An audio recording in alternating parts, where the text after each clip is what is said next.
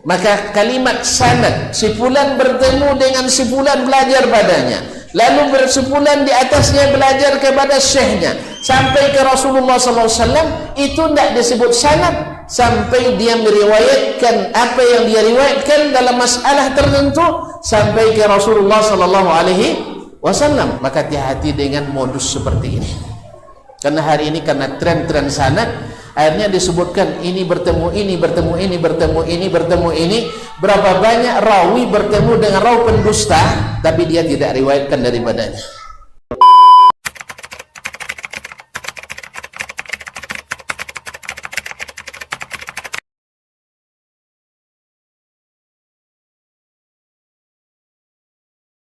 Tetapi ketika Ahmad bin Abi Du'ad Al-Mu'tazili, yang sebelumnya Wasil bin Atha, Ra'sul Mu'tazilah, orang pertama mendirikan Mu'tazilah, walaupun gurunya Al-Hasan Al-Basri, Ra'su Ahli Sunnati bil Basra, tetapi bergurunya dia ke Hasan Basri, tidak otomatis dia sama keyakinan dengan Al-Hasan Al-Basri. Al-Hasan Al-Basri gurunya, tapi dia menyimpang dari ajaran gurunya. Maka kalimat sanad, si fulan bertemu dengan si fulan belajar padanya, lalu bersepulan di atasnya belajar kepada syekhnya sampai ke Rasulullah SAW, itu tidak disebut sanad sampai dia meriwayatkan apa yang dia riwayatkan dalam masalah tertentu sampai ke Rasulullah SAW. Orang sekarang nak menyesatkan orang yang mengatakan, misalnya Ahmad bin Abi Du'ad bertemu dengan Ahmad bin Hanbal, pernah duduk misalnya di majelisnya, lalu dikatakan Ahmad bertemu dengan Asy-Syafi'i, Syafi'i bertemu dengan Malik, Malik bertemu dengan Nafi', saling menjadi guru dan murid sampai ke Abdullah bin Umar, sampai ke Nabi SAW. Dianggaplah semua pendapat Ahmad bin Abi Du'ad sama dengan pendapat Ahmad, padahal Ahmad bin Abi Du'ad adalah orang yang menafikan seluruh sifat Allah, sedangkan Ahmad bin Hanbal adalah menitsbatkan seluruh sifat Allah. Pernah dengar kan? Tidak pernah dengar. Untung antum tidak dengar, kalau tidak bahaya. Ya. Ada yang nak mengatakan bahwa ketika Imam Abul Hasan Al-Asy'ari misalnya bertemu dengan Zakaria Sajid, lalu Zakaria bertemu dengan Abi Thawr murid Asy-Syafi'i, dia ini belajar kepada Syafi'i, Syafi'i belajar kepada Malik, Malik belajar kepada Nafi', Nafi' belajar ke Abdullah bin Umar, Abdullah bin Umar belajar ke Rasulullah SAW, sehingga dengan demikian Al-Asy'ari akidahnya sama dengan Nabi. Ini bagi yang tidak paham ilmu sanad, nganggu-nganggu. Oh iya katanya, iya katanya. Tapi yang paham ilmu sanad, tunggu dulu mas, antum jangan mengelabui orang dengan cara ini. Sebab kalau dengan cara ini nanti Abdullah bin Ubay bin Salul murid Rasulullah langsung. Jelas ya? Abu Jahal murid bertemu Nabi SAW. Tadi saya katakan Ra'sul Mu'tazilah Wasil bin Atha lama berguru pada Al-Hasan Al-Basri. Lalu antum katakan nanti karena dia berguru pada Hasan Basri, penyimpangannya ini menjadi dosa Hasan Basri? Demi Allah tidak. Jelas?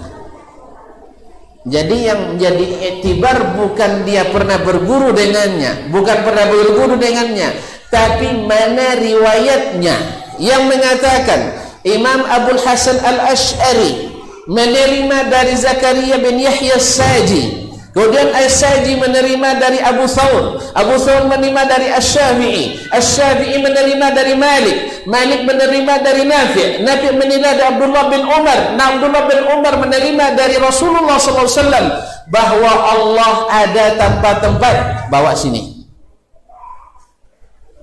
Itu baru namanya sanad. Ya, itu namanya sanad. Kalau enggak itu namanya bersunat namanya.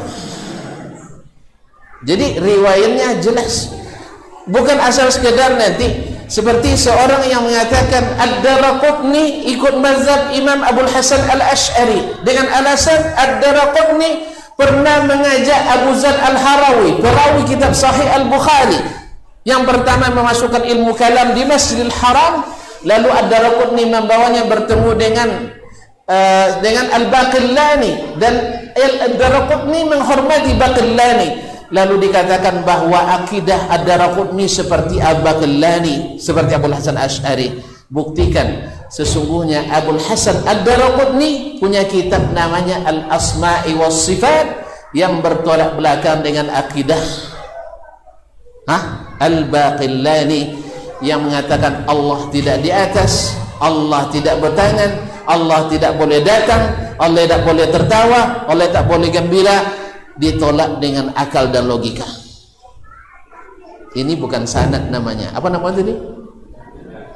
Jadi bedakan sanad, kawan. Jadi jangan menipu orang dengan cara seperti ini.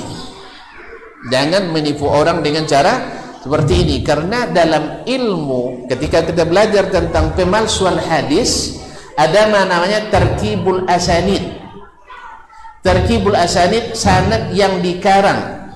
Ya memang dia rawi ini bertemu dengan ustadznya ini, dia belajar padanya.